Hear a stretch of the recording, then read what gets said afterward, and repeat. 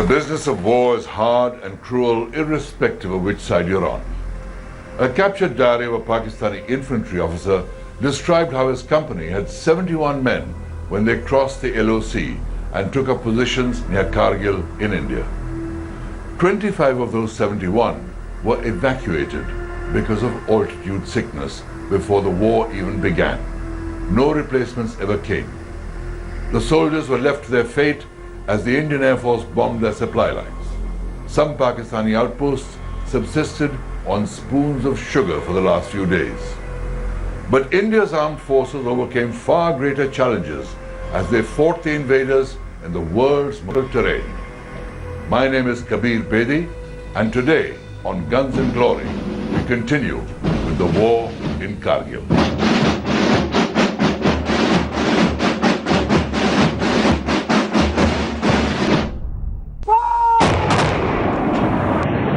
As the Indian Army and Air Force began operations in Kargil, the chief of the Pakistani Army, General Pervez Musharraf, went on an official visit to China. Between May 26th and May 29th, 1999, he had several conversations over the phone with his trusted chief of staff, Lieutenant General Muhammad Aziz. In one of them, General Aziz reported about a meeting chaired by Nawaz Sharif, at which the chiefs of the Pakistan Air Force and Navy complained to Sharif that Musharraf had kept them in the dark about the invasion of the Kargil heights. इस सारी operation की कामयाबी की बुनियादी वजह यही है कि इन्होंने लोगों को नहीं बताया। अगर ये बताया जाता तो हमारा तजर्बा ये कहता है जैसे पहले सारी कोशिशें नाकाम होती रही, ये भी नाकाम हो जाती। This telephone conversation was intercepted by RAW, India's intelligence agency, and made public. The transcripts were distributed to foreign embassies in Delhi. At once the world knew that from the beginning, Kargil had unquestionably been an operation of the Pakistan Army.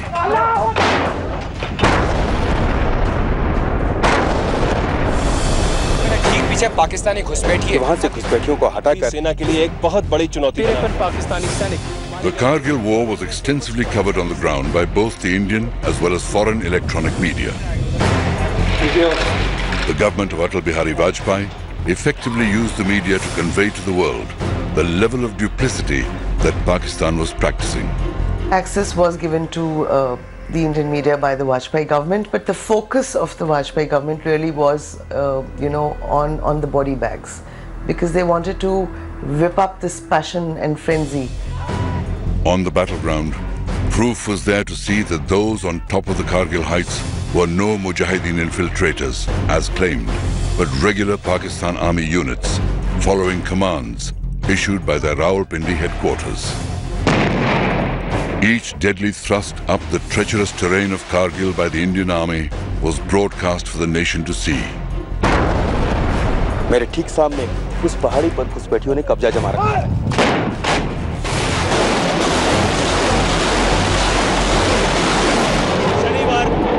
शनिवार 7:45 बजे है और भारतीय सेना ने For the first time, Indians saw their heroes in action and realized that they too were mortal men of flesh and blood, and it was only a brave death that anointed them with immortality.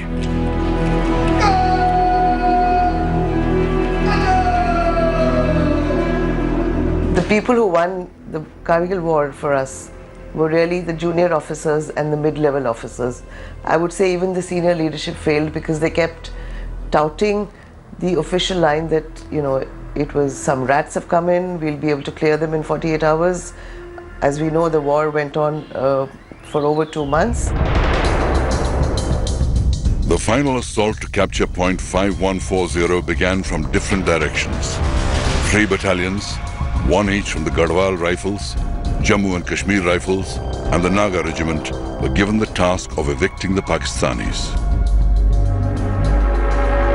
Captain Vikram Batra of the 13 JAK Rifles and his Delta Company were among those tasked with recapturing point 5140. Nicknamed Sher Shah for his unstinting courage, Captain Batra decided to attack from the rear to surprise the enemy. Vikram Batra's company and another company, Bravo company and Delta company, was supposed to go through and climb a vertical cliff face to point, this 5140, which was the most dominating height in that area. From there they could see for miles around, and tackling that was not a joke. They finally assaulted it from the cliff face. They actually crawled up the cliff, and the Pakistanis were so surprised. They never expected it from the side. They were firing from the direction of the gentler slope, this relatively gentler slope where they thought they would come up from. And the entire there was a fierce hand-to-hand fighting there. The entire Pakistani garrison was either killed, most of them fell to their deaths from that steep height in trying to get away. Inspired by the extraordinary courage of Captain Batra, the 13 JAK rifles charged the enemy position and captured point 5140 at 3:30 in the morning on June 20th, 1999. Once we took the Pakistanis off this, thereafter it was, the turning point of that war. It was the turning point of that war. They could not, their artillery observation post officers could not then bombard our lines of communication. The capture of point 5140 set in motion a string of successes like point 5100, point 4700, Junction Peak, and 3 Pimples. Captain Batra led his men to even more glorious victories with the recapture of point 4750 and point 4875. One of their boys was hit badly and he was lying in the open and he was crying, "Somebody get me, somebody help me." So one of the JCOs of Vikram Singh, he said, "Sir, I'll get him." Vikram laid a hand on his shoulder and he said, "Tu baal bachedar hai, main shara hu. You are married. Look, I have nobody behind me." He went to get that boy out. He dragged him out, and as he had almost brought him to safety, that is the time the Pakistani sniper shot him through his chest. In the early hours of 7th July 1999, Captain Batra fell in battle while rescuing an injured officer during an enemy counterattack. He was awarded the nation's highest honor for gallantry, the Paramveer Chakra. Pakistan had thought that the scare of a nuclear war would force the Western powers to intervene. More importantly, Pakistan wanted Kargil to be linked to the bigger issue of Kashmir. But for once it seemed no one was ready to listen to Pakistan. The international community realized that Pakistan was playing a dangerous game. And even Pakistan's traditional allies, Turkey, the OIC, and even China, did not come out in support of Pakistan. In fact, Kargil bust the myth of an all-weather relationship existing between China and Pakistan. The Prime Minister of Pakistan, Nawaz Sharif, had been trying to get America to come out in support. The Pakistan Foreign Ministry kept up a constant litany of how India was violating the sanctity of the LOC. In my lifetime. But on June 15th, President Bill Clinton urged Nawaz Sharif to pull his troops out of Kargil. In the same statement, President Clinton praised India's restraint in keeping the war localized. The same United States of America, which wasn't looking at this region till 1998 when we went nuclear, had already started contacting the Vajpayee government. On June 17th, the Prime Minister's security advisor, Brajesh Mishra, went to Geneva to meet the G8 leaders and brief them about Kargil. He also handed over a letter from the Indian Prime Minister for the US President. The letter warned that India's patience was running thin and, if required, India would be forced to cross the LOC and take the war to Pakistan. The decision not to cross the line of control, it had lots of pros and cons, and there are lots of people who felt we should have retaliated across the LC. But when we did not retaliate across the LC and we focused the fighting there, the world lost the casus belli to intervene in this conflict.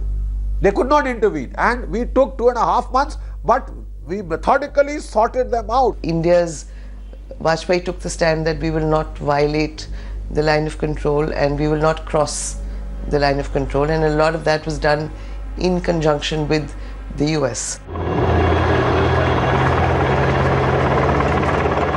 Right from the beginning of the conflict, India had been very clear that it would respond with force. But many measures were taken to deter Pakistan from escalating the conflict into a full-scale war. On May the 20th, even before Indian action on the ground began, the Indian Navy was put on full alert. Naval and Coast Guard aircraft began a continuous surveillance along the western coast.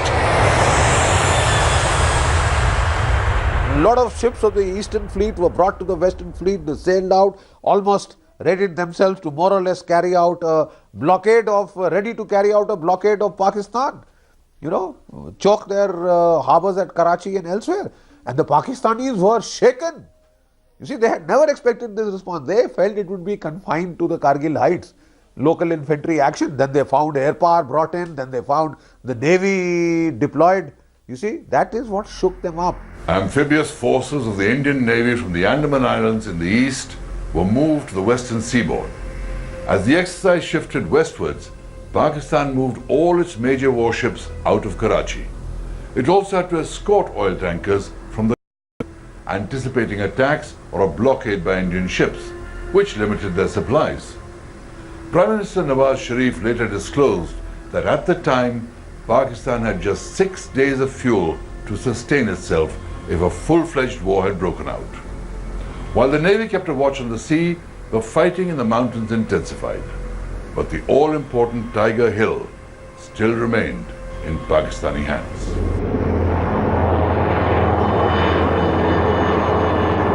Tiger Hill stands 16,700 feet high, overlooking Dras. It is a massive feature, almost 1 kilometer wide at its base, and was formidably defended by the Pakistanis. The Pakistani Northern Light Infantry had taken positions on top of Tiger Hill, as well as on the high ridge that ran to its west. Several peaks south of Tiger Hill had also been occupied by the Pakistani soldiers, and these provided observation points of the surrounding valleys and ridgelines. Point 4460, a kilometer south of Tiger Hill, was within supporting range of the NLI's artillery mounted on Tiger Hill. The Tingle Nala divided the complex, and Hill 4875 and Point 4540 stood opposite Tiger Hill. The Pakistanis defending Tiger Hill and the Western Ridge had moved in heavy ammunition to create an engagement area with interlocking fire from multiple sides. An anti-personnel minefield also blocked the approach from Point 4540. A 12.7 millimeter gun atop Trig Hill, a peak 2 kilometers northwest of Tiger Hill, provided the Pakistanis additional heavy weapon support. Their artillery battery on Point 4388 fired into the engagement area as well. The Indian Army faced a nearly impossible task in recapturing Tiger Hill.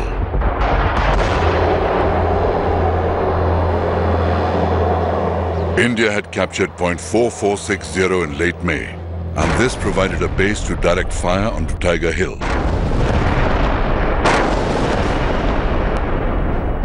In order to conserve manpower, Pakistan's Northern Light Infantry abandoned Point 4540. Both these positions were to prove critical for India in mounting attacks on the Tiger Hill complex. Given the urgency, unacclimatized and poorly equipped soldiers of the 1 Naga and the 8th Sikh were sent to assault Tiger Hill. Murderous crossfire from the Pakistani positions inflicted heavy casualties on the Indian soldiers, and the assaults failed. The units surrounded Tiger Hill and dug in to wait. The Pakistan NLI launched counterattacks, but they lacked the numbers to push the Indian battalions off the hill.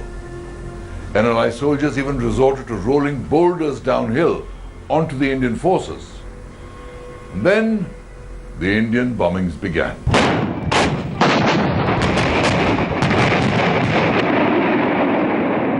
As India's massive bombardment began, it stretched the Pakistani positions to the limit. India continued pounding the forward slopes of Tiger Hill and the ridge. with as many as 1,200 rounds exploding every 5 minutes.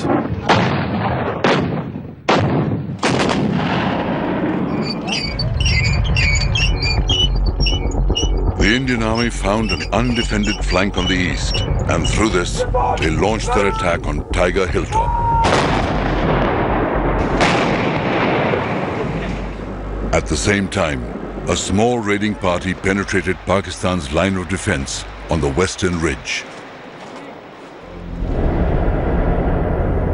25 soldiers of the 18 Grenadiers were ordered to advance and capture Tiger Hill. After scaling the rocks for 3 nights, they were just 50 meters below Tiger Hill when a stone slipped, giving away their position. Seeing this, the enemy opened up heavy machine gun, grenade and rocket fire, and in hand-to-hand fight, the team leader Havaldar Madan Lal and 5 soldiers got killed. But 7 soldiers who were near the Pakistani bunkers could neither advance nor retreat. One of them was Grenadier Yogendra Singh Yadav.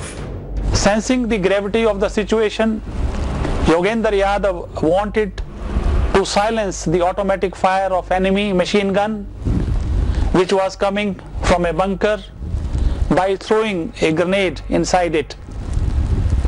He mustered up his courage, crawled up to the bunker and lobbed grenades inside the machine gun bunker and killing 4 Pakistanis in it. Yogendra Singh sustained 15 bullet injuries and was the sole survivor of the 7 soldiers of the 18th Grenadiers who stayed on to fight the Pakistanis. यहाँ पैर में हाथ में गोली मारी, last में उसने यहाँ पे गोली मारी। तो 3 दिन तो हो गए थे पहाड़ी में चलते चलते, पूरी पैंट फट चुकी थी पीछे से। तो पर्स रखा हुआ था यहाँ पर, पर्स में कुदरती तौर पर जो है गिलट के 5-5 रुपए के कई सिक्के थे। जब उसने गोली मारी तो वो सिक्के पे लगी तो रिकोचिट होगी गोली, तो मुझे एहसास लगा कि मैं मर गया। जब उसका दूसरा जवान बंदा साथी जो हमारे साथ पास आया वेपन उठाने के लिए, उसने मेरा AK-47 उठाया और वापस मुड़ा, तो मेरी एकदम आंखें खुली ऐसे जैसे नींद से जगा हूँ। अंदर से एक आया कि अब यार अभी तक नहीं मरा तो मरेगा भी नहीं। मैंने अपना एक ग्रेनेड निकाला और उसके ऊपर ऐसे थूक दिया।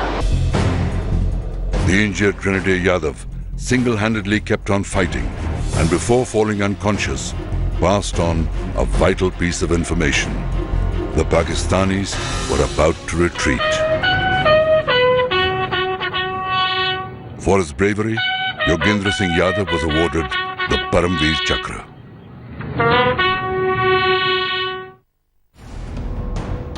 The Pakistani forces had been split in 2. They desperately tried to counterattack to join their lines. On July 8th, facing near certain defeat, the NLI abandoned Tiger Hill, leaving all their dead behind. While most of the Kargil war was fought around Kargil, there was one battle which was fought on the Siachen Glacier. Pakistan's NLI had occupied the Balal post, 19,000 feet high, the highest point that divides Indian and Pakistani positions in Siachen, a height where soldiers have to fight for every breath. In an amazing feat of mountaineering, 48 heroic men of the Indian Army climbed 1,800 feet of near vertical rock face to surprise the Pakistanis and recapture Balal post on June the 27th, 1999. Such is the grit of the Indian soldier. But for the Kargil war to end, Nawaz Sharif had to rush to Washington.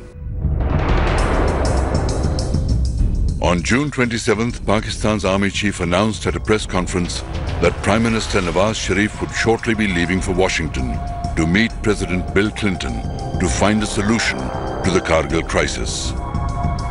At that time, Nawaz Sharif was in Beijing, meeting the leaders of China. On June 28th, he abruptly ended his China visit and returned to Pakistan. In Washington, President Clinton changed the dates of his planned vacation to meet Nawaz Sharif. The US had even pushed for Prime Minister Atal Bihari Vajpayee to travel to Washington, but Vajpayee refused. Bill Clinton met Nawaz Sharif on July the 4th. Behind the scenes, Pakistani and US officials sat across the table to hammer out the exact wording for the declaration that would follow. Bill Clinton's national security advisor, Samuel Berger, constantly discussed the wording with Vajpayee's security advisor, Rajesh Mishra, in Washington. In Delhi, Prime Minister Vajpayee waited for President Clinton to call and tell him that Pakistan would withdraw its remaining troops with immediate effect.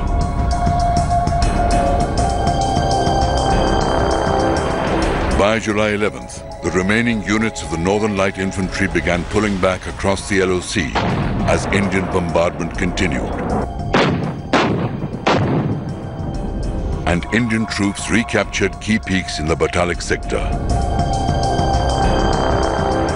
India set a deadline of July 16th for all Pakistanis to return to their side of the line of control. On July the 12th, Nawaz Sharif went on television to explain to his people why Pakistan was retreating from Kargil. The war in Kargil officially ended on 26 July, but it had far-reaching consequences for the future.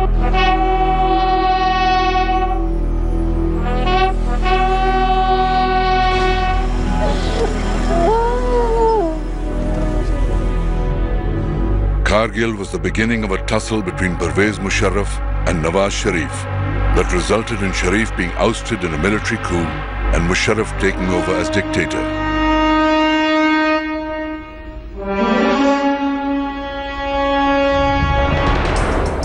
Today, the wheel has turned again, with Nawaz Sharif back in power and Musharraf being tried for treason. India learnt many lessons from Kargil. It ushered in long-term changes in the army's deployment and response strategy along the line of control. As the economy boomed, defense spending kept going up year after year. Kargil also made the Bofors guns legendary. And in Kargil, the Indian Air Force wrote the instruction manual for high-altitude air warfare. But war is war. And where there are guns and glory, there is also terrible death and suffering. We end this series with the idealistic hope that there are no more wars and that glory not depend on the barrel of a gun.